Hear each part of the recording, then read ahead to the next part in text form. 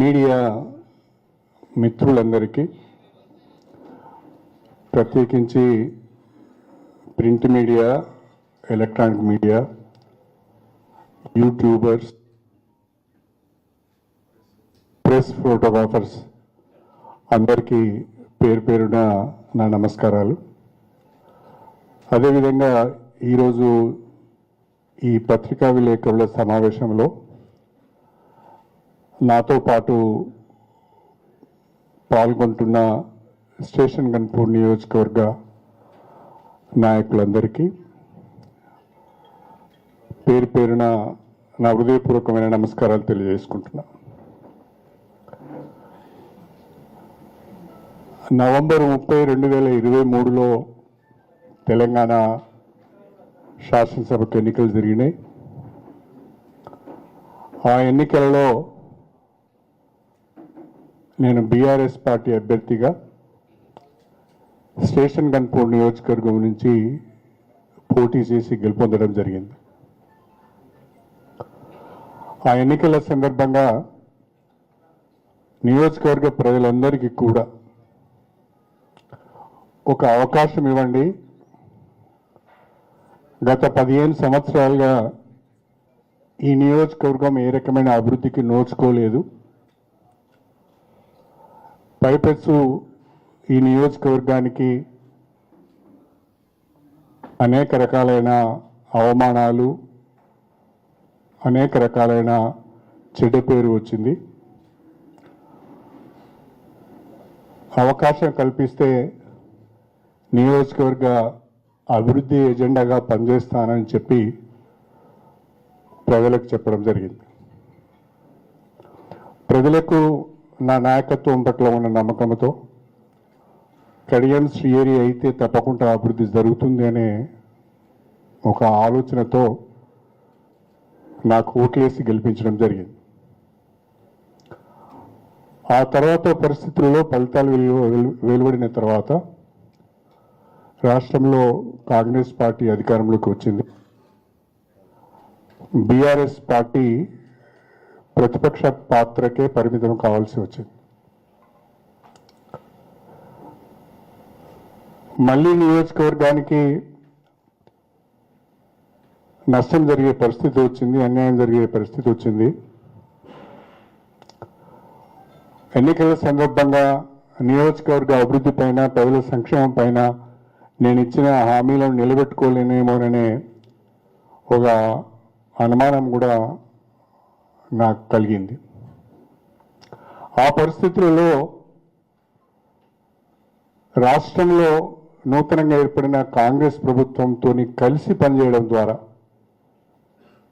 నియోజకవర్గాన్ని అభివృద్ధి చేసుకోవచ్చు, ప్రజలకిచ్చిన మాటను నిలబెట్టుకోవచ్చు, గత 15 సంవత్సరాలుగా జరిగిన నష్టాన్ని కొంతైనా మనము రెక్టిఫై చేయడానికి అవకాశం ఉంటుందని ఆలోచించి నేను దాదాపుగా సంవత్సరాల నుండి కాంగ్రెస్ ప్రభుత్వంతో కలిసి పనిచేస్తున్నాను. గౌరవ ముఖ్యమంత్రి శ్రీ రేవంత్ రెడ్డి గారు నా పట్ల ఉన్న గౌరవంతో, స్టేషన్ గన్పూర్ నియోజకవర్గం ప్రజలపైన ఉన్న ప్రేమతో అడిగిందే తడువుగా అనేక అభివృద్ధి కార్యక్రమాలకు మంజూరు ఇవ్వడం జరిగింది. ప్రధానంగా దేవాదుల ఎత్తిపోతుల పథకం ద్వారా స్టేషన్ గన్పూర్ నియోజకవర్గంలో ప్రతి గ్రామానికి, ప్రతి ఎకరానికి గోదావరి జలాలు అందించే అవకాశం ఉన్నా, రిజర్వాయర్లు పూర్తయి ఉన్నా, కాలువలు సరిగా లేకపోవడం వలన, కాలువలకు లైనింగ్లు లేకపోవడం వల్ల, కాలువలు అసంపూర్తిగా ఉండడం వలన, స్ట్రక్చర్స్ పడిపోవడం వలన, పూడిక పేరుకపోవడం వలన, చెట్లు పెరగడం వలన చివరి వరకు సాగునీరు అందడం లేదు అని ముఖ్యమంత్రి గారి దృష్టికి తీసుకువచ్చి ఈ కాలువలను బాగు చేయవలసిన అవసరం ఉన్నది. కాలువల్లో పూడిక తీసి సీసీ లైనింగ్ చేస్తేనే ఈ దేవాదుల ఎత్తిపోతల పథకం ద్వారా స్టేషన్ గన్పూర్ నియోజకవర్గానికి లాభం జరుగుతుంది. లేకుంటే రిజర్వాయర్లు ఉన్న పేరే తప్ప సాగునీరు మాత్రం చివరి వరకు రావడం లేదు అని వారికి నివేదించడం జరిగింది. దానికి అనుగుణంగా వెంటనే వారు స్టేషన్ గన్పూర్ రిజర్వాయర్ నుంచి నవాబ్పేట రిజర్వాయర్ వరకు ఉన్న ప్రధాన కాలువ, దానితో పాటు ఉప కాలువలను పూడిక తీయటానికి, జంగల్ క్లియరెన్స్ చేయడానికి, సీసీ లైనింగ్ చేయటానికి 148 కోట్ల రూపాయలు మంజూరు చేయడం జరిగింది. ఆ 148 కోట్ల రూపాయలతో మంజూరైన పనులు టెండర్స్ పిలిచారు, అగ్రిమెంట్ అయింది, పనులు ప్రారంభమైనాయి. ఈ వర్షాకాలము కాలువల్లో పూడిక తీయడం ద్వారా, జంగల్ క్లియరెన్స్ చేయడం ద్వారా ఇవాళ చివరి వరకు గోదావరి నీళ్లు వెళ్తున్నాయి, రైతులకు ఉపయోగం జరుగుతున్నది. అదేవిధంగా అశ్రావపల్లి రైట్ మెయిన్ కెనాల్ ద్వారా రఘునాథ్పల్లి మండలము, లింగాలగనపురం మండలంలో సాగునీరు అందించే అవకాశం ఉన్నది. ఈ కాలువల పనులు అసంపూర్తిగా ఉన్నాయి, కాంట్రాక్టర్ మధ్యలో వదిలేసి వెళ్ళిపోయాడు. ఈ పనులను కూడా చేసినట్టయితే ఈ 2 మండలాల్లో ఎక్కువ గ్రామాలకు సాగునీరు అందించే అవకాశం ఉన్నదని చెప్పి పోయిన వేసవిలో వెంటబడి ఆ కాలువల వెంబడి తిరిగి కాంట్రాక్టర్ పైన ఒత్తిడి తీసుకువచ్చి అధికారులతోని ప్రతినిత్యం సమీక్ష చేసి పూడిక తీత పనులు, జంగిల్ క్లియరెన్స్ పనులు, ఇతర కాలువ అసంపూర్తిగా కాలువ పనులను పూర్తి చేయడం ద్వారా మొట్టమొదటిసారిగా అశ్రావుపల్లి ప్రధాన కుడి కాలువ ద్వారా జీడికల్ దేవుని చెరువు కూడా గోదావరి జలాలు తీసుకుపోగలిగినాం. అదేవిధంగా మొట్టమొదటిసారిగా లింగాలగనపురం మండల్ హెడ్ క్వార్టర్ లింగాలగనపురం గ్రామం చెరువును కూడా నింపి ఆ చెరువు మత్తడి పోస్తే ఆ గ్రామ ప్రజలు పండుగ చేసుకున్న విషయాన్ని కూడా ఈ సందర్భంగా మీ దృష్టికి తీసుకొస్తున్నా. గతంలో ఎప్పుడు కూడా లింగాలగనపురం మండలంలో చాలా గ్రామాలకు గోదావరి నీళ్లు వెళ్ళేది కాదు. ఇవాళ నేను ఒక వార్త చూశాను, లింగాలగనపురం మండలంలో అన్ని గ్రామాలకు గోదావరి నీళ్లు వస్తున్నాయి, అన్ని చెరువులు కూడా జలకళ సంతరించుకున్నాయి, రైతులు ఆనందంగా ఉన్నారు అనే వార్త కూడా ఇవాళ నేను చూశాను. అదేవిధంగా స్టేషన్ గన్పూర్ రిజర్వాయర్ నుంచి నవాబ్పేట రిజర్వాయర్కి ఎన్నడూ కూడా ప్రధాన కాలువ ద్వారా నీళ్లు పోయేది కాదు.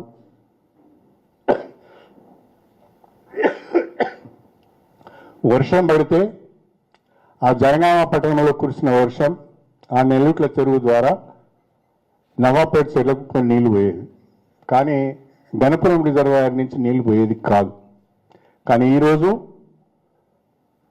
గణపురం ప్రధాన కాలువలో పూడిక తీయడం ద్వారా ఇవాళ చక్కగా గణపురం రిజర్వాయర్ నుంచి నవాబ్పేట రిజర్వాయర్ వరకు గోదావరి నీళ్లు వెళ్తున్నాయి. ఆ ప్రధాన కాలువ ద్వారానే ఇవాళ నవాబ్పేటలో దాదాపు మెజారిటీ 80% చెరువును మనము గోదావరి నీళ్లతో నింపుకోవడం జరిగింది.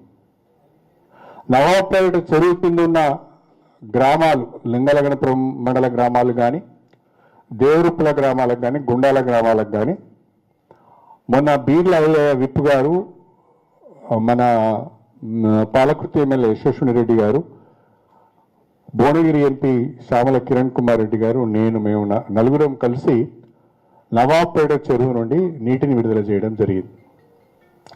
ఆ రకంగా ఇవాళ స్టేషన్ గన్పూర్ నియోజకవర్గంలో ఎక్కడెక్కడైతే కాలువలు ఉండి కూడా నీళ్లు పోలేదో, కాలువల్లో పూడిక పేరుకపోయిందో, చెట్లు పెరిగినాయో, కాలువ గట్లు తెగిపోయినాయో, స్ట్రక్చర్స్ పోయినాయో అవన్నీ కూడా రిపేర్స్ చేయించి ఇవాళ నేను ఇంతకుముందు చెప్పినట్టుగా ఇటు Dharmasagar reservoir, Gandiramaram reservoir, station Ghanpur reservoir, Ashravapalli reservoir, Nawabpet reservoir వీటన్నిటి ద్వారా కూడా ఇలా కాలువల ద్వారా సాగునీరు అందించే ప్రయత్నం చేస్తున్నాం. సంవత్సరంన్నర కాలంలో గోదావరి నీళ్లను నియోజకవర్గ ప్రజలకు అందించి జీడికల్ క్షేత్రంలో కొలువై ఉన్న రామచంద్ర స్వామి పాదాలు అడిగి దేవుని చెరువు నింపే ఒక అవకాశం వచ్చింది అని చెప్పి నేను ఈ సందర్భంగా మీ అందరికీ సవినీయంగా తెలియజేసుకుంటున్నాను. ఇది గొప్ప విజయంగా నేను భావిస్తున్నాను. ఎన్నడూ నీళ్లు రాని గ్రామాలు, ఎన్నడూ నీళ్లు చూడని గ్రామాలు ఈరోజు చక్కగా పంటలు వేసుకొని ఈ నీళ్లుగా చాలు మా చెరువులు మత్తడి పడుతున్నాయి ఆపండి అనే పరిస్థితి వచ్చింది.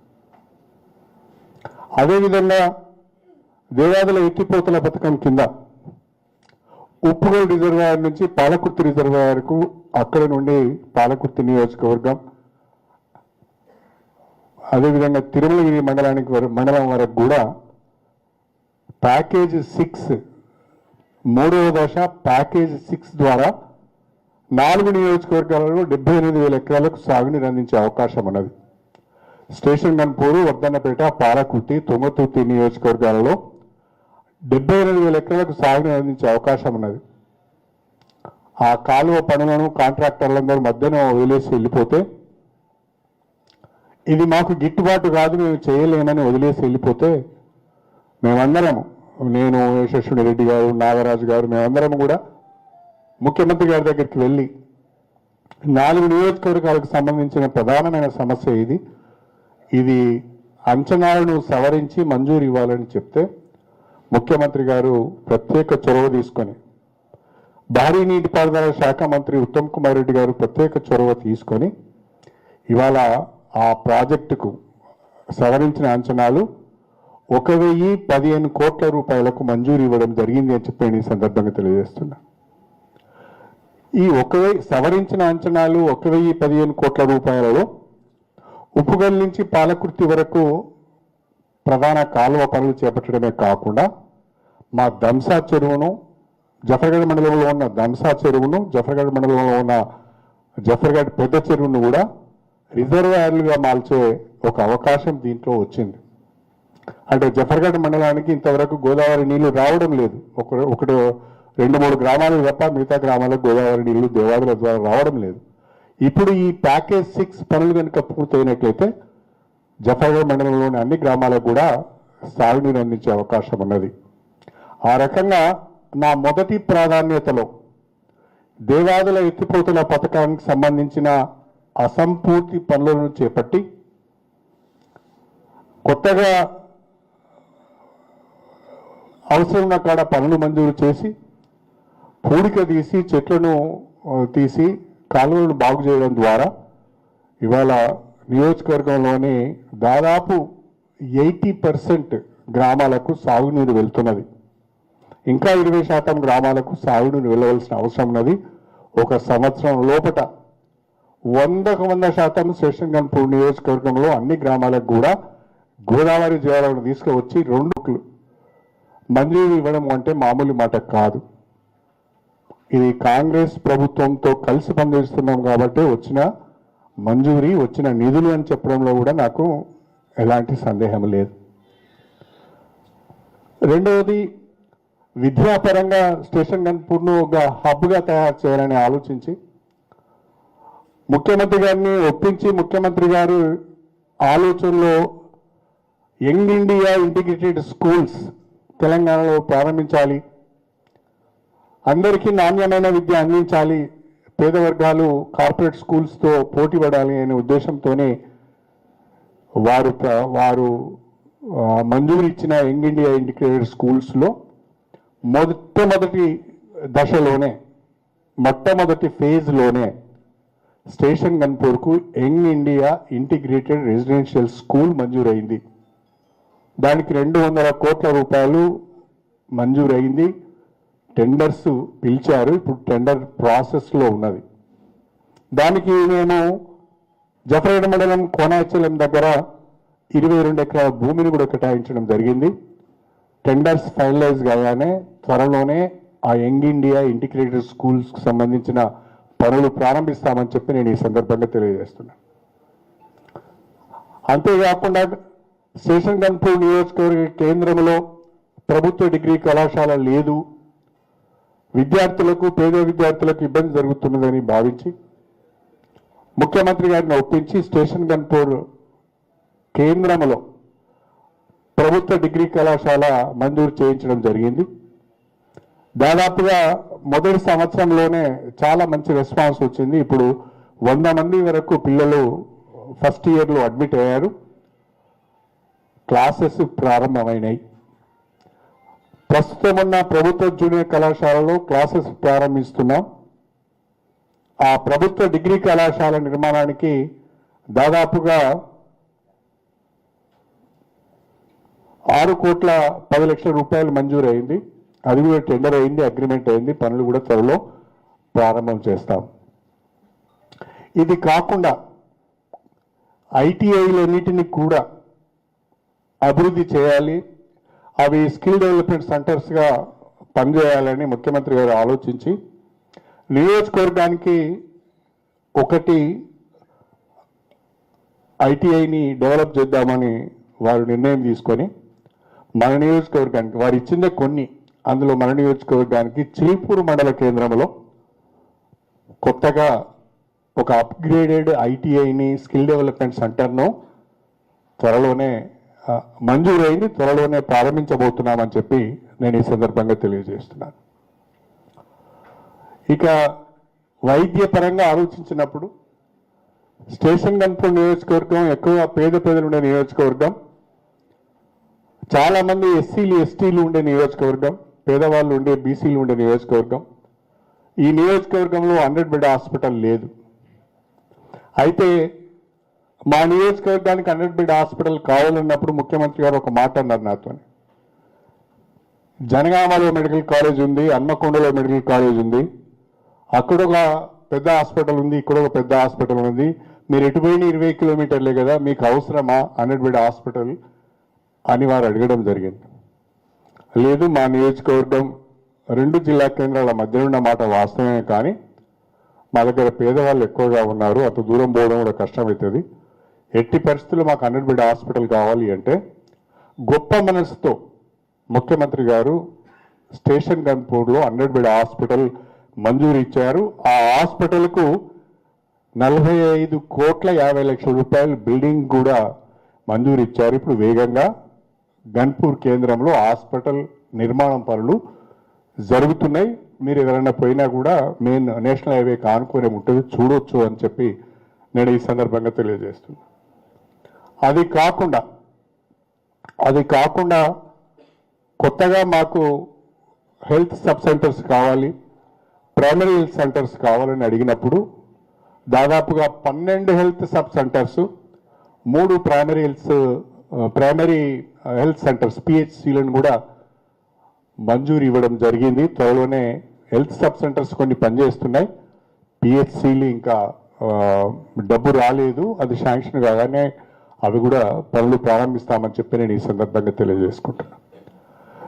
సాగునీటి పారుదలకు, విద్యారంగానికి, వైద్య రంగానికి పెద్దపీట వేయడమే కాకుండా నియోజకవర్గంలో రైతాంగానికి ఎక్కడ కూడా లో వోల్టేజ్ సమస్య రావద్దు అని ఆలోచించి ఇవాళ పెద్ద ఎత్తున సబ్స్టేషన్ల నిర్మాణం చేస్తున్నాం. ఇవాళ పీచర దగ్గర, వేలేరు మండలం పీచర దగ్గర 132/33 kV సబ్స్టేషన్ నిర్మాణంలో ఉన్నది. ఈ మంత్ ఎండింగ్ లోపట్నే మా డిప్యూటీ సీఎం బట్టి విక్రమార్క ద్వారా దాన్ని ప్రారంభోత్సవం కూడా చేసుకోబోతున్నామని చెప్పి నేను ఈ సందర్భంగా తెలియజేస్తున్నా. ఆ 132/33 నిర్మాణం ఉన్న దగ్గరే, పీచర దగ్గరనే 220 kV సబ్స్టేషన్ నిర్మాణం చేయడానికి కూడా అవకాశం ఉన్నది. అక్కడే ప్రభుత్వ భూమి కూడా ఉంది అని చెప్పి నేను ప్రభుత్వ దృష్టికి తీసుకువెళ్ళాను. మన డిప్యూటీ సీఎం గారు 132/33 kV సబ్స్టేషన్ ప్రారంభోత్సవానికి వచ్చినప్పుడు 220 kV సబ్స్టేషన్ కూడా శంకుస్థాపన చేస్తానని చెప్పి వారు స్వయంగా చెప్పడం జరిగింది అని చెప్పి నేను ఈ సందర్భంగా తెలియజేస్తున్నాను. ఒకవైపు 220 kV సబ్స్టేషన్, 132/33 సబ్స్టేషన్ కనుక వచ్చినట్లయితే చిలుపూరు, వేలేరు, అదేవిధంగా మన ధర్మసాగర్, ఈ 3 మండలాలతో పాటు నర్మెట్ట, తరిగొప్పుల 5 మండలాలకు లో వోల్టేజ్ సమస్య పోతుంది. బ్రహ్మాండంగా రైతులకు 24 గంటలు నాణ్యమైన విద్యుత్తు అందుబాటులో ఉంటుంది. ప్రస్తుతం మాకు రఘునాథ్పల్లిలో ఒక 132/33 సబ్స్టేషన్ ఉన్నది. స్టేషన్ గన్పూర్లో 132/33 kV సబ్స్టేషన్ ఉన్నది. 4వది జఫర్గఢ్ మండల కేంద్రంలో 132/33 kV సబ్స్టేషన్కు ప్రతిపాదనలు పెట్టాం. అది కూడా మంజూరు వస్తుంది అని చెప్పి నేను ఈ సందర్భంగా తెలియజేసుకుంటున్నాను. ఇది కాకుండా 6 గ్రామాలలో 33/11 kV సబ్స్టేషన్లు మంజూరు ఇచ్చాం. ముఖ్యమంత్రి గారు ఆ రోజు స్టేషన్ గన్పూర్కి వచ్చినప్పుడు 16th మార్చ్ నాడు వీటన్నిటి కూడా ఫౌండేషన్స్ వేశారు. అవన్నీ పనులు జరుగుతున్నాయని చెప్పి నేను ఈ సందర్భంగా మీ అందరికీ కూడా సవినయంగా తెలియజేసుకుంటున్నాను. ఇవి కాకుండా మొన్నటికి మొన్న కాంగ్రెస్ ప్రభుత్వము ఇందిరమ్మ ఇండ్లు మంజూరు ఇచ్చింది. నియోజకవర్గానికి 3,500 ఇళ్ల చొప్పున మంజూరు చేయడం జరిగింది. స్టేషన్ గన్పూర్ నియోజకవర్గానికి 3,500 ఇండ్లు మంజూరు అయితే ఇప్పటికే దాదాపుగా 3,250 ఇండ్లు గ్రౌండ్ చేయడం జరిగింది. బెనిఫిషరీస్ని ఐడెంటిఫై చేసినాం, గ్రౌండ్ చేసినాం. ఇవాళ సంతోషకరమైన విషయం ఏంటంటే నా నియోజకవర్గంలోని ప్రతి గ్రామంలో ఇందిరమ్మ ఇండ్లు నిర్మాణంలో ఉన్నాయి. ఒక గ్రామంలో 5 ఉండొచ్చు, ఒక గ్రామంలో 10 ఉండొచ్చు, ఇంకో గ్రామంలో 50 ఉండొచ్చు. కానీ స్టేషన్ గన్పూర్ నియోజకవర్గంలో ప్రతి గ్రామ పంచాయతీ పరిధిలో ఇందిరమ్మ ఇండ్లు నిర్మాణంలో ఉన్నాయని చెప్పడానికి సంతోషంగా ఉంది. 3,500 ఇండ్లకు ఒక్కొక్క ఇంటికి 5 లక్షల రూపాయల చొప్పున ఒక్క స్టేషన్ గన్పూర్ నియోజకవర్గానికే ఈ ఇందిరమ్మ ఇళ్ల నిర్మాణం కొరకు 175 కోట్లు ప్రభుత్వము ఖర్చు చేయబోతున్నది. పేదవాళ్ళ ఇంటి కలను సాకారం చేయబోతున్నది. ఇది ఒక గొప్ప సామాజిక పనిగా నేను ఈ సందర్భంగా తెలియజేసుకుంటున్నాను. అదేవిధంగా మన నియోజకవర్గంలో ఎస్సిపి సిఆర్ఆర్ పంచాయతీరాజ్ కింద ఎస్సీ కాంపోనెంట్ సిఆర్ఆర్ కింద పంచాయతీరాజ్ డిపార్ట్మెంట్ ద్వారా ఓన్లీ ఎస్సీ కాలనీలో మాత్రమే సీసీ రోడ్లు, డ్రైన్ల నిర్మాణానికి 15 కోట్ల రూపాయలు మంజూరైనాయి. ఇవాళ దాదాపుగా 90% గ్రామాలలో ఎస్సీ కాలనీలలో సీసీ రోడ్ల నిర్మాణం జరుగుతున్నది. కొన్ని గ్రామాల్లో పూర్తయింది, కొన్ని గ్రామాల్లో జరుగుతుంది, ఇంకా కొన్ని గ్రామాల్లో జరగవలసిన అవసరం ఉన్నది.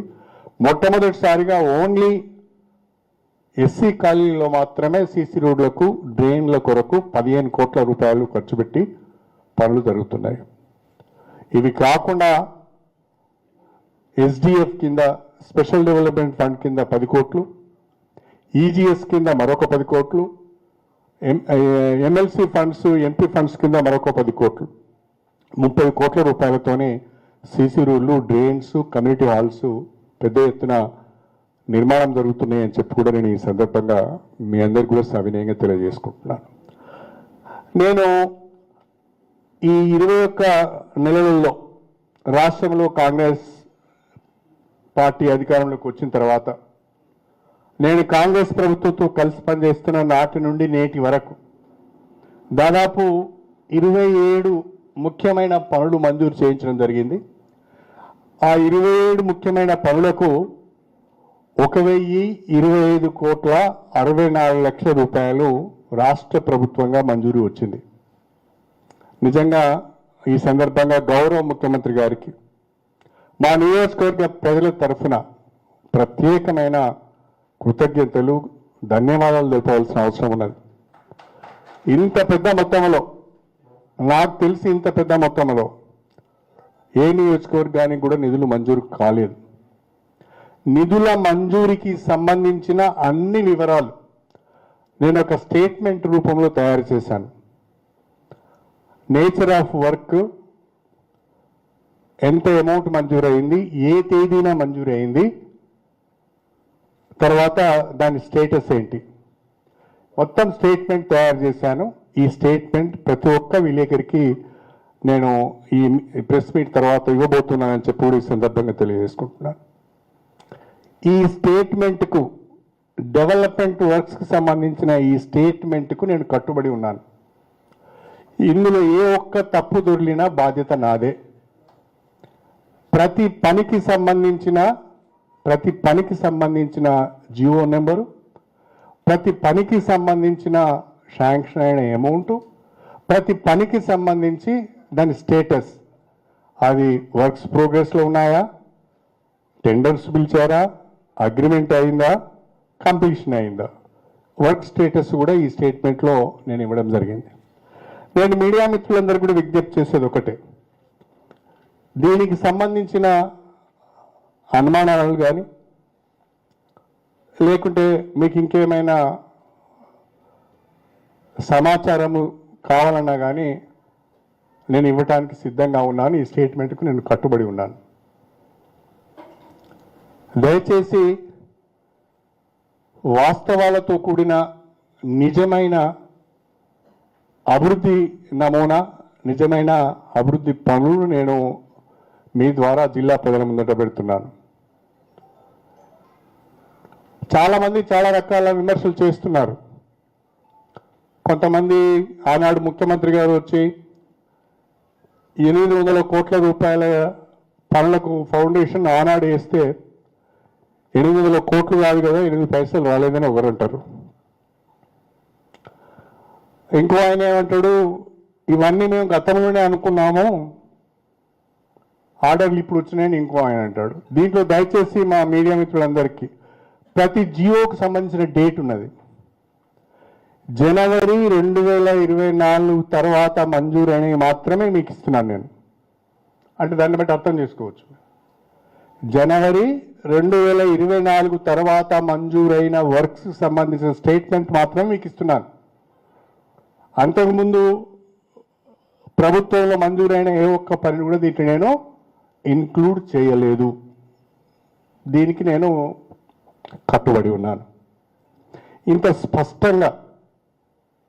స్పష్టంగా డెవలప్మెంట్ వర్క్స్ సంబంధించిన statement with dates, with amount, with status నేను ఇస్తున్నాను. ఇది మా మీడియా మిత్రులకి కాకుండా విమర్శలు చేసే వాళ్ళందరికీ కూడా దీన్ని పంపించాలని నేను అనుకుంటున్నాను. మీరు కూడా క్రాస్ చెక్ చేసుకోండి. నేను ఇచ్చిన ఈ స్టేట్మెంట్లు ఏదైనా తప్పు ఉంటే మీరు ఎత్తి చూపండి, దానికి సమాధానం చెప్పడానికి నేను సిద్ధంగా ఉన్నానని చెప్పి ఈ సందర్భంగా తెలియజేస్తున్నా. కొంతమంది చాలా చౌకబారు విమర్శలు చేస్తున్నారు. సంస్కారము, సభ్యత అనేది వాళ్ళ జీవితంలో లేదు, వాళ్ళ నిజ జీవితంలో లేదు కాబట్టి అందరూ అదే రకంగా ఉంటున్నారని అనుకొని సభ్యత, సంస్కారం లేకుండా విమర్శలు చేస్తున్నారు. భాష ఎక్కడి కనుక పోయింది అంటే, ఒక పోస్ట్ గ్రాడ్యుయేషన్ చదివిన వ్యక్తి, ఒక మెడిసిన్ చేసిన వ్యక్తి, ఒక ఇంజనీరింగ్ చేసిన వ్యక్తి, ఒక అడ్వకేట్గా చదువుకున్న వ్యక్తి కూడా హోందాతనాన్ని కోల్పోయి, మానవత్వాన్ని కోల్పోయి, రాజకీయంగా మాట్లాడవలసిన విషయాలను వ్యక్తిగత దూషణలకు దిగజార్చే ప్రయత్నము, రాజకీయ వ్యవస్థను భ్రష్టు పట్టించే ప్రయత్నం జరుగుతున్నది. ఇది మా జిల్లాలో ఉన్న మా మీడియా మిత్రులందరూ కూడా గమనించాలని చెప్పి నేను కోరుతున్నా. నాకు కూడా చాలా మాటలు వచ్చు, నాకు కూడా చాలా బూతులు వచ్చు. ఎందుకంటే నేను పుట్టి పెరిగింది అక్క, నేనైతిని, నేను గదే పల్లెటూరులో పుడుతుని, గదే గుడిసెలలో పుడుతుని, గదే మాటలు ఇంటిని చిన్నప్పటి నుంచి. కాకపోతే తర్వాత కాలంలో ఇంత చదువుకొని కొంతమంది మీలాంటి మేధావులతోని కలిసి తిరిగి కాస్తో కూస్తో జ్ఞానాన్ని సంపాదించుకొని సభ్యతను నేర్చుకున్నా కాబట్టి కొన్ని మాట్లాడాలంటే ఇబ్బెట్టిగా అనిపిస్తుంది, సిగ్గు అనిపిస్తుంది నాకే. వాళ్ళు మాట్లాడిన మాటలు ఉచ్చరించడానికి కూడా నాకే సిగ్గు అనిపిస్తుంది. అది వాళ్ళ విజ్ఞతకు వదిలేస్తున్నా నేను. బాధ ఎక్కడైతుంది అంటే 15 సంవత్సరాలు ప్రజలు అవకాశం ఇస్తే, ఎమ్మెల్యేగా గెలిపిస్తే 15 సంవత్సరాలు నియోజకవర్గాన్ని పట్టించుకోకుండా, అభివృద్ధి పైన ఒక ప్రణాళిక లేకుండా, సంక్షేమం గురించి ఆలోచన చేయకుండా, రాజకీయం అంటే అవినీతి అక్రమాలనే విధంగా నిర్వచనం చెప్పి బీఫామ్లు అమ్ముకొని దళిత బంధు అమ్ముకొని తన చిల్లర చేసిన ద్వారా చిలిపి చేసిన ద్వారా నియోజకవర్గానికి చెడ్డ పేరు తెచ్చిన వ్యక్తి కుసంస్కారి లెక్క మాట్లాడుతూ ఉంటే సమాధానం చెప్పాలంటే కూడా బాధ అనిపిస్తున్నది. రాజకీయ విధానాలపైన సమాధానం చెప్తాం. ఎస్ ఈ వర్క్ నువ్వు తెచ్చినావనో ఇది చేయలేదు, నువ్వు తప్పు మాట్లాడుతున్నావు అంటే సమాధానం చెప్తాం. లేదు నువ్వు ఈ హామీ ఇచ్చినావు, నువ్వు ఈ హామీని నిలబెట్టుకోలేదు అని అంటే దానికి మనం సమాధానం చెప్తాం. అలా కాకుండా ఇష్టం వచ్చిన రీతిలో మాట్లాడే ప్రయత్నం చేస్తున్నారు. ఇది రాజకీయాలకు మంచిది కాదు. వ్యక్తిగత దూషణలు రాజకీయాలలో పనికి రావు. దయచేసి గమనించాలి. విధానపరమైన విషయాలపైన రాజకీయంగా ప్రజల్లోకి వెళ్దాం, కొట్లాడదాం. ప్రజలు ఎవరు మంచివారో వాళ్ళు డిసైడ్ చేస్తారు. ఆల్రెడీ డిసైడ్ చేసిండు వాళ్ళు, కానీ వీళ్ళకి అర్థమైతలేదు. అటు ప్రజల చేత తిరస్కరించబడి, ఇటు పార్టీల చేత తిరస్కరించబడి, ఢిల్లీ వెనుక పోయి అందరూ ఇళ్ళ చుట్టూ దొరికి వాళ్ళ కాళ్ళు మొక్కినా వాళ్ళు చేసుకోవడానికి ఇష్టపడిన నాయకత్వం నీది. అది మర్చిపోయి సిగ్గు లేకుండా నువ్వు మాట్లాడుతూ వేరే వాడికి సిగ్గు లేదన్నట్టుగా ఇంకేదో భాష మాట్లాడితే ప్రజలు ఇవన్నీ అర్థం చేసుకోగలుగుతారు. ఎంత విచిత్రం అంటే, నాకు తెలిసి ఎవరైనా ఒక పార్టీలో చేరుతాము అంటే ఆహ్వానిస్తారు. జనరల్గా ఎవరైనా ఒక పార్టీలో చేరుతామంటే ఆహ్వానిస్తారు. లేదా మనం మంచి వాళ్ళని అయితే వాళ్ళే స్వయంగా పిలిచి మీరు రావాలనే మీ అనుభవం మాకు అవసరం అని అంటారు. కానీ ఈ పెద్ద మనిషి ఢిల్లీకి పోయి కాంగ్రెస్ పార్టీ పెద్దల చుట్టూ తిరుగుతూ ఉంటే ఇక్కడున్న కాంగ్రెస్ పార్టీ మహిళలు మేళారం పోయి సమ్మక్క సారలమ్మకు మొక్కులు చెల్లించుకున్నారు. ఈ దుర్మార్గుడు మా పార్టీలోకి రాకుండా చూడు తల్లి అని మేళారంలో మొక్కుకున్నారు. గది మన గొప్పతనం, గది మన పరిస్థితి. వీటన్నిటిని మర్చిపోయి మాట్లాడుకోవడం కరెక్ట్ కాదు. నా ఎజెండా అంతా నాకు అవకాశం ఉన్న రోజులు, నేను రాజకీయాలు ఉన్న రోజులు, నా మాట చెల్లుబాటు అయిన రోజులు స్టేషన్ గన్పూర్ నియోజకవర్గ ప్రజలతోనే ఉంటాను. స్టేషన్ గన్పూర్ నియోజకవర్గ అభివృద్ధికి 6 నిమిషాలు కష్టపడి పనిచేస్తానని చెప్పి నేను ఈ సందర్భంగా తెలియజేస్తున్నా. స్టేషన్ గన్పూర్ నియోజకవర్గ ప్రజల పుణ్యమా అని, స్టేషన్ గన్పూర్ నియోజకవర్గ ప్రజలు ఇచ్చిన రాజకీయ భిక్ష వలన ఇవాళ కడియం శ్రీ అనే వ్యక్తి సమాజానికి తెలిసింది, రాజకీయ వర్గాలకు తెలిసింది. కడియం శ్రీహరి తనకంటూ ఒక ఇమేజ్ని బిల్డప్ చేసుకునే ఒక అవకాశం వచ్చింది. కాబట్టి ఆ ప్రజలకు ఎంత చేసినా తక్కువే. ఎవరెన్ని రకాల మాట్లాడినా, ఎవరెన్ని రకాల అవమానపరిచినా, ఎవరెన్ని రకాల వ్యక్తిగత దూషణలకు దిగినా ఏమాత్రం వెరవకుండా, భయపడకుండా ప్రజలతో ఉంటాను, ప్రజల మధ్యన ఉంటాను, ప్రజల కొరకు పనిచేస్తాను, నియోజకవర్గ అభివృద్ధి ఎజెండాగా ముందుకు సాగుతానని చెప్పి నేను ఈ సందర్భంగా మీ అందరికీ సవినయంగా తెలియజేసుకుంటూ సెలవు తీసుకుంటున్నాను. మా మీడియా మిత్రులు ఎవరైనా ఫ్రీగా మాట్లాడవచ్చు. మీరు మాట్లాడే వాటన్నిటికి కూడా నేను సమాధానం చెప్తాను. కాంగ్రెస్ పార్టీ బీఆర్ఎస్ లో జాయిన్ అయింది సార్. గతంలో వాళ్ళ మీద ఈ స్థాయిలో సుప్రీంకోర్టు నుంచి ఒక డెడ్ లైన్ కానీ లేకపోతే స్పీకర్ రకమైన ఆదేశాలు రాలేదు. అంటే ఇప్పుడు మిమ్మల్ని చేసుకున్న కాంగ్రెస్ పార్టీ ఎప్పుడు అయింది సార్, మీ మీద ఇంత ఒత్తిడి ఆరోగ్యం పడాలి. గతంలో ఆనాడున్న బీఆర్ఎస్ పెద్దలు, ఆనాడున్న ముఖ్యమంత్రి కేసీఆర్ గారు 10 సంవత్సరాల అధికారంలో ఉన్న కాలంలో నాకు తెలిసి సబ్జెక్ట్ కరెక్షన్ ఒకటి అటు ఇటుగా 36 మంది ఎమ్మెల్యేలను పార్టీలో చేర్చుకున్నారు. 36 మంది, ఒకటి కాదు రెండు కాదు, 10 సంవత్సరాల కాలంలో 2 టర్మ్స్లలో కాంగ్రెస్ పార్టీ వాళ్ళని చేర్చుకున్నారు, వైఎస్ఆర్సీపీని చేర్చుకున్నారు, తెలుగుదేశంను చేర్చుకున్నారు, బీఎస్పీని చేర్చుకున్నారు, సిపిఐని కూడా చేర్చుకున్నారు. 36 మంది ఎమ్మెల్యేలను చేర్చుకున్నారు. అందులో 2 మంత్రులు కూడా చేశారు. మొదటి విడత శ్రీనివాస్ యాదవ్ మంత్రిగా చేశారు, రెండో విడత సబితా ఇంద్రారెడ్డి గారిని మంత్రి చేశారు. ఆ 36 మందిలో ఏ ఒక్కరు కూడా రాజీనామా చేయలేదు. ఆ 36 మందిలో ఏ ఒక్కరు కూడా డిస్క్వాలిఫై కాలేదు. కానీ ఈరోజు ఆనాడు రాజకీయ వ్యవస్థనంతా సర్వనాశనం చేసి భ్రష్టు పట్టించిన కేసీఆర్ గారు ఈరోజు ఫామ్ హౌస్కి పరిమితం అవుతున్నాడు. నేను అడుగుతున్న కేసీఆర్ గారిని, అసలు మీరు చెప్పండి కేసీఆర్ గారు, ఆనాడు మీరు పార్టీ ఫిరాయింపులను ప్రోత్సహించి చేర్చుకున్న వాళ్ళందరితో ఎందుకు రాజీనామా చేయించలేదు?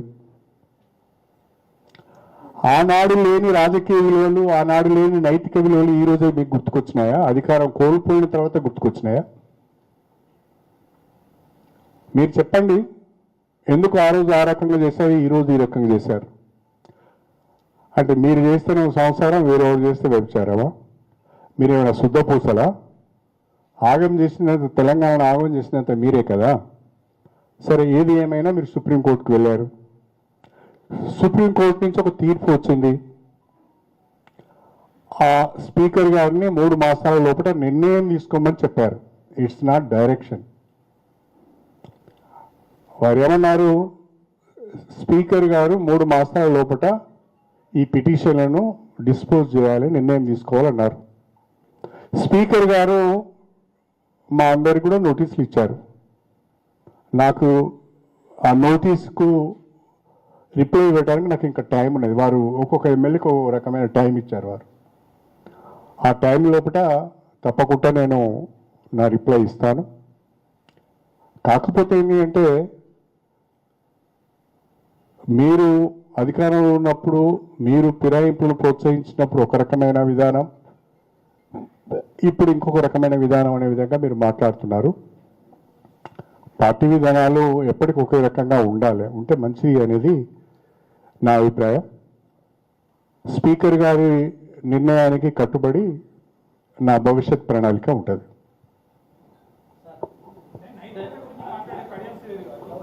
నైతికత గురించి మాట్లాడే కడియం శ్రీహరి గారు ఒక పార్టీలోకి వెళ్ళి ఇంకొక పార్టీతో అసోసియేట్ పనిచేయడానికి ఎలాంటి నైతికత అనుకోవచ్చు? కడియం శ్రీహరి పార్టీ మారిన వాళ్ళలో కడియం శ్రీహరి మొదటి వాడు కాదు, చివరి వాడు కూడా కాదు. దేశవ్యాప్తంగా ఈ ప్రక్రియ సాగుతున్నది. నా మట్టుకు నేను నా నియోజకవర్గం ఆగం కావద్దు, నన్ను ఎన్నుకున్న ప్రజలు ఆగం కావద్దు, మరి ఇంకొక 5 సంవత్సరాలు వీళ్ళు నష్టపోవద్దు, ఈ ప్రజలకిచ్చిన మాటను నిలబెట్టుకోవాలి, ప్రజలకిచ్చిన అభివృద్ధిని చేసి చూపించాలి అనే ఒక ఆలోచనతో మాత్రమే అభివృద్ధిని ప్రధాన అంశంగా తీసుకొని కాంగ్రెస్ ప్రభుత్వంతో కలిసి పనిచేయడం జరుగుతుంది. కొద్ది కాలం మినాయిస్తే 94 నుంచి మీరు రాజకీయాల్లో దాదాపుగా అధికార పార్టీతోనే ఉన్నారు. అంటే అప్పుడు ఎందుకు అభివృద్ధి చేయలేకపోయారు? నేను చేసిన అభివృద్ధి ఉంది గన్పూర్లో. ఏ గ్రామానికి వెళ్ళినా, మీరు ఏ గ్రామానికి వెళ్ళినా, ఇప్పటికీ వెళ్ళండి, ఏ గ్రామానికి వెళ్ళినా కొద్దిసేపు రాజకీయాన్ని పక్కన పెట్టి ఈ గ్రామం ఎవరు ఎమ్మెల్యేగా ఉన్నప్పుడు అభివృద్ధి జరిగిందని అడగండి. ఈ స్కూల్ ఎవరు కట్టిల్లు, ఈ వాటర్ ట్యాంక్ ఎవరు కట్టిల్లు, ఈ సీసీ రోడ్లు ఎవరు కట్టిల్లు, ఈ వాటర్ స్కీమ్ ఎవరు తెచ్చిల్లని అడిగితే వాళ్ళే చెప్తారు. మీ ప్రశ్నకు అక్కడే క్షేత్రస్థాయిలో సమాధానం దొరుకుతుంది. సార్, అంటే మీరు ఇప్పుడు పెట్టినటువంటి ప్రెస్ మీట్ కావచ్చు, అందులో ఎత్తుకున్న అంశాలు చాలా ఇన్స్పైరింగ్గా ఉన్నాయి సార్. ఒక పార్టీకి ఒక విధానమే బాగుంటుందని చెప్పారు. అంటే ఇప్పుడు మీరు జర్నీ చేస్తున్నటువంటి కాంగ్రెస్ పార్టీలో రాహుల్ గాంధీ ఏమో ఫిరాయింపుల మీద చాలా పోరాటం చేస్తాడు. కానీ అంటే మీరు కూడా సుదీర్ఘకాలం ఉమ్మడి ఆంధ్రప్రదేశ్లో, తెలంగాణలో మీరు అనుభవించిన పదవి లేదు. మీరు ప్రతిపక్షంలో ఉండే అధికారంలోకి వచ్చి అనేక పదవులు అనుభవించారు. అయితే మరి అభివృద్ధి చేయాలంటే పార్టీనే మారాలా? అంటే సుదీర్ఘ రాజకీయ అనుభవం ఉన్నటువంటి వ్యక్తిగా నవ సమాజానికి ఒక మెసేజ్ ఇవ్వాలనేటువంటి మీ తాపత్రయానికి అనుగుణంగా అడుగుతున్నా సార్. పార్టీ మారి నేను పదవులు అనుభవించలేదు కేకే గారు. మీ ప్రశ్నలో కొంచెం, పార్టీ మారి నేను పదవులు అనుభవించలేదు. పార్టీ ద్వారానే నాకు పదవులు వచ్చినాయి, నేను అనుభవించలేదు. వచ్చిన ప్రతి అవకాశాన్ని, వచ్చిన ప్రతి పదవిని ఉమ్మడి జిల్లా అభివృద్ధికి, స్టేషన్ గన్పూర్ నియోజకవర్గ అభివృద్ధికే ఉపయోగించాను తప్ప నా స్వార్థం కొరకు భూ కబ్జాలకు పాల్పడలేదు, సెటిల్మెంట్లు చేయలేదు, లేకుంటే కాంట్రాక్టులు చేయలేదు, అవినీతికి పాల్పడలేదు. నా పరిధిలో నేను ఉన్నాను కాబట్టే ప్రజలు నన్ను ఆశీర్వదిస్తూ వచ్చారు. లేకుంటే నాకు ఈ స్థాయి వరకు వచ్చే అవకాశం కూడా లేదు. నా కుటుంబ నేపథ్యం, నా సామాజిక నేపథ్యం, నాకున్న నా ఆస్తులు కానీ ఇతరత్ర కానీ చూసుకుంటే ఈ స్థాయికి నేను వచ్చేవాడిని కాదు. Thanks to constitution, thanks to doctor BR Ambedkar.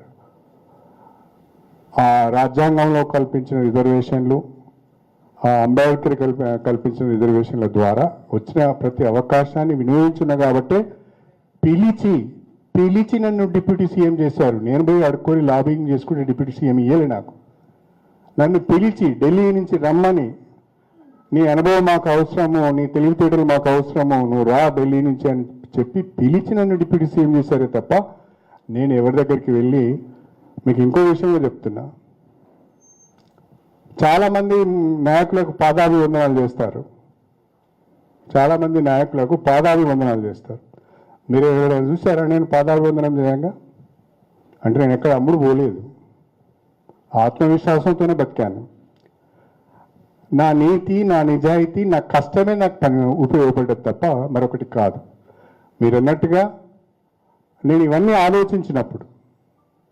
ఆలోచించినప్పుడు అల్టిమేట్గా నియోజకవర్గ ప్రజలకు ఏమి సమాధానం చెప్పాలనే ఆలోచన నన్ను బాగా ప్రభావితం చేసింది. అందుకే నేను కాంగ్రెస్ ప్రభుత్వంతో కలిసి పనిచేయాల్సిన అవసరం వచ్చింది. ఇప్పుడు నీతి గురించి మాట్లాడాలి, తప్పకుండా నీతికి కట్టుబడి ఉండాలి. కానీ ఆ నీతికి కట్టుబడి ఉన్నప్పుడు, పని చేయలేనప్పుడు ప్రజల్లో పలచనవుతాం, ప్రజలకు అన్యాయం జరుగుతుంది అనేది నా అభిప్రాయం. కాదు సార్, అంటే మీరు ఒక నిమిషం ఏ పార్టీ అధికారంలోకి ఆ పార్టీలో చేరడం నైజం. ఆయన రాజకీయ స్వార్థ ప్రయోజనం తప్ప ప్రజల కోసం పడు అనేది నేను మిమ్మల్ని అడుగుతున్నాను, ఏ పార్టీలో అధికారంలో ఉంటే నేను ఏ పార్టీలోకి మారాను? నేను టీఆర్ఎస్లోకి వచ్చినప్పుడు వినండి ఒక మాట.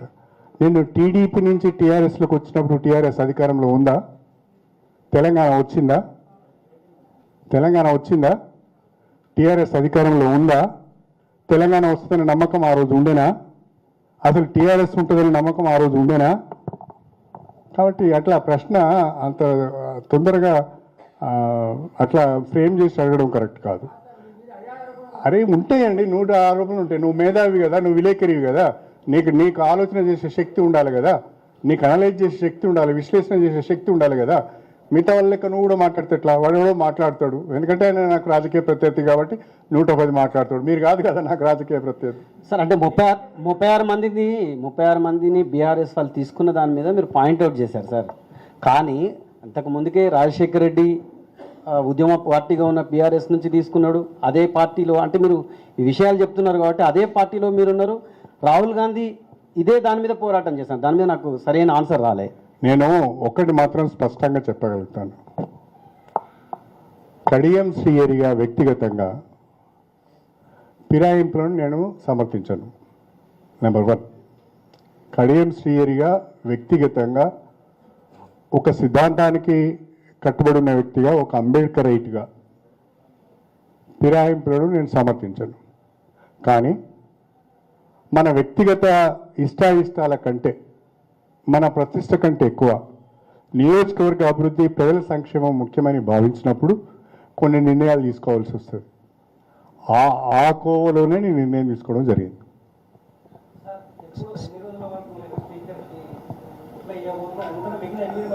నాకు ఈ మంత్ ఎండింగ్ వరకు టైం ఇచ్చారు సార్. అది స్పీకర్ ముందట ఉంది. Speaker is nothing but A tribunal ముందట ఇష్యూ ఉన్నప్పుడు నేను మాట్లాడడం బాగుండదు. ఏమంటారు? ఏ పార్టీలో ఇప్పుడు దీంట్లో దాచుకునేది ఏమున్నదండి? మేము పార్టీ ఫిరాయించినానే సుప్రీంకోర్టుకు వెళ్ళిరి. సుప్రీంకోర్టు ఒక తీర్పు ఇచ్చింది. ఆ తీర్పు ప్రస్తుతం స్పీకర్ గారి జ్యూరిడిక్షన్లో ఉంది. వారు నిర్ణయం తీసుకోవాలి. వారు మాకు నోటీస్ ఇచ్చారు. ఆ నోటీస్కి నేను రిప్లై ఇస్తాను. రిప్లై ఇచ్చిన తర్వాత స్పీకర్ నిర్ణయం ఏది ఉంటే ఆ నిర్ణయానికి కట్టుబడి ఉంటాను నేను. అంటే మీరు జాతీయ జెండానా సార్ వేసుకున్నది కాంగ్రెస్ పార్టీ కాదా? ఏది వేసుకున్నా స్పీకర్ గారి ముందు ఉంది కాబట్టి ఇంతకంటే ఎక్కువైనా మాట్లాడడం ప్రస్తుతం బాగుండదు. పార్టీ అంశం కాదండి, ఫిరాయింపులేదు. నేను ఏ పార్టీలో ఉన్నదనేది ఇప్పుడు ఆ స్పీకర్ తేల్చాలి కదా. సార్ మీరు చాలా టెక్నికల్గా మాట్లాడిల్లు. నేను ప్రభుత్వంతో కలిసి పనిచేస్తున్నా అన్నారు. ఇప్పుడు మేము డిసైడ్ చేసుకోలేకున్నాం, అందుకే ఇవన్నీ ప్రశ్నలు వస్తున్నాయి. ఫస్ట్ పాయింట్, చాలా అంటే మీ రాజకీయ అనుభవాన్ని రంగరించి ఆ ముచ్చట చెప్పిండ్రు. ప్రభుత్వంతో కలిసి పనిచేస్తున్నా, ప్రతి ఎమ్మెల్యే కూడా ప్రభుత్వంలో ఉంటాడు, కలిసి పనిచేస్తాడు. ఓకే సరే, 8 మంది ఎమ్మెల్యేలు మేము బీఆర్ఎస్లోనే ఉన్నాము అనేది వాళ్ళు సమాధానం ఇచ్చిండ్రు. మీరు ఇంకా ఇవ్వలేదు, మీరును ఇంకా దానం నాగేంద్ర మేబీ ఇద్దరు ఇవ్వలేదు. మీ ఏమో అన్నాం, ఇక మాకు తెలియదు ఇక ముచ్చట. ఇక ఇచ్చింది మీరైతే ఇవ్వలేదని చెప్పిండ్రు. సో ఇచ్చే సమాధానములా ఏమన్నా మేమేమన్నా ఎక్స్పెక్ట్ చేయొచ్చా? లేదు స్పీకర్ కనుక ఇక లేదు ఇక ముచ్చట తప్పేటట్టు లేదంటే మీరు రాజీనామా చేసి ప్రజల్లో తేల్చుకున్నారా? ఎందుకంటే కడియం చేరి అన్నట్టు అది ఒక ఏమంటారు దాన్ని, ఐకానిక్ వరంగల్ జిల్లాల మాట పడడు అనేది లెక్క. మరి చెప్పండి, ప్రజలలో తేల్చుకోవడానికి సిద్ధమవుతున్నారా? ఎట్లా? నేను ముందే చెప్తే మజా ఏముంటుంది? దాని కొరకు నువ్వు కొంచెం వెయిట్ చేయాలి. దానికి కూడా జర మజా ఉండాలి, జర మసాలా ఉండాలి, దానికి ఒక సందర్భం ఉండాలి. కానీ అల్టిమేట్గా చివరిగా మీరు అనుకున్న కడియం స్టోరీ ఐకాన్గానే ఉంటాడు.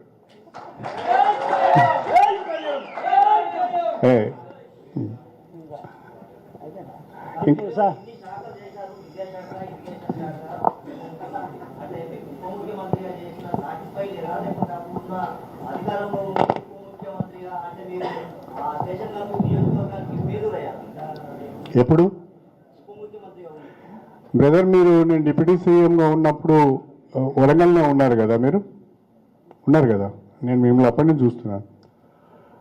ఆ రోజులున్న పరిస్థితులలో ఒక డిప్యూటీ సీఎంగా స్టేషన్ కనుపూర్కు నేను ఒక్కరోజు కూడా వెళ్ళలేదు.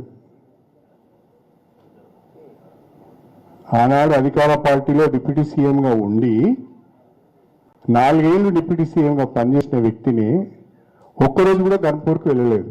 ఇక దానికి కారణాలని మీకు తెలుసు, ఆ రోజున్న పరిస్థితులు, వ్యవహారం, కథాకర్. ఇక నేను కాన్ఫరెన్స్కే ఫోన్ అవుతుంది, నేను ఇట్లా డెవలప్ చేస్తా, నేను రానియరే.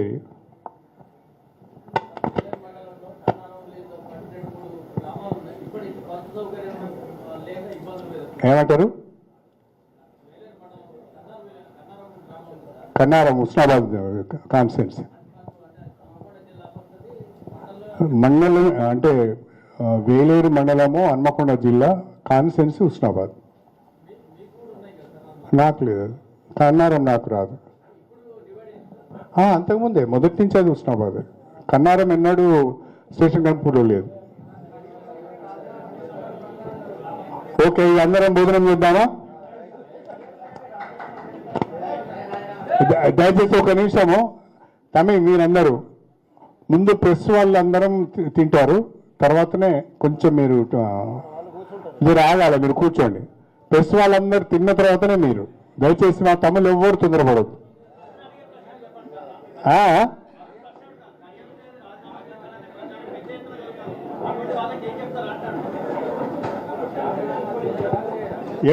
ఎవరి ఆశలు వాళ్ళకు ఉంటాయి. ఆ ఆశల పల్లకిలో వాళ్ళు ఊరేగని